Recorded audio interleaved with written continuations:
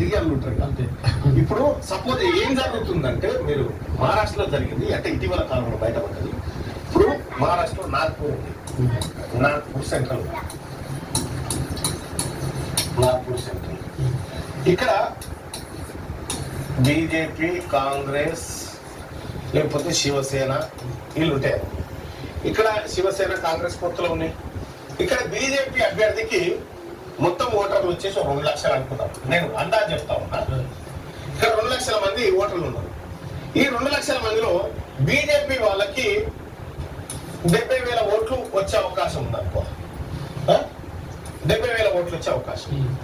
ఇక్కడ వీళ్ళకి ఏది కాంగ్రెస్ వాళ్ళకి, కాంగ్రెస్ అభ్యర్థి పోటీ చేసినారు, వీళ్ళకి కొంతమంది ఓటేయలేదు అనుకో, వీళ్ళకు 90,000 ఓట్లు వచ్చే అవకాశం ఉంది. ఏమైతుంది ఇక్కడ?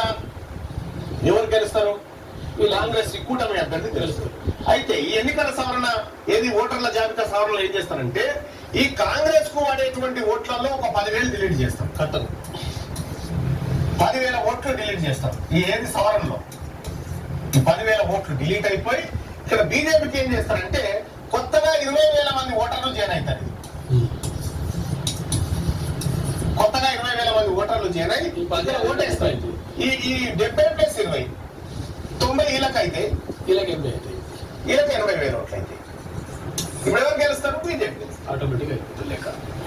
ఇగో ఈ ప్రమాదం ఉందనేది విపక్షాలు, ప్రజా సంఘాలు సుప్రీంకోర్టుకు పోయింది. బీహార్లోనే కాదు, దాదాపు అన్ని చోట్ల ఇదే జరుగుతా ఉంది.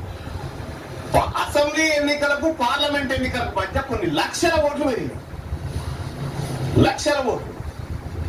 ఇది చమత్కారం అన్నట్టు, జరిగే చమత్కారం ఇది జరుగుతా ఉంది.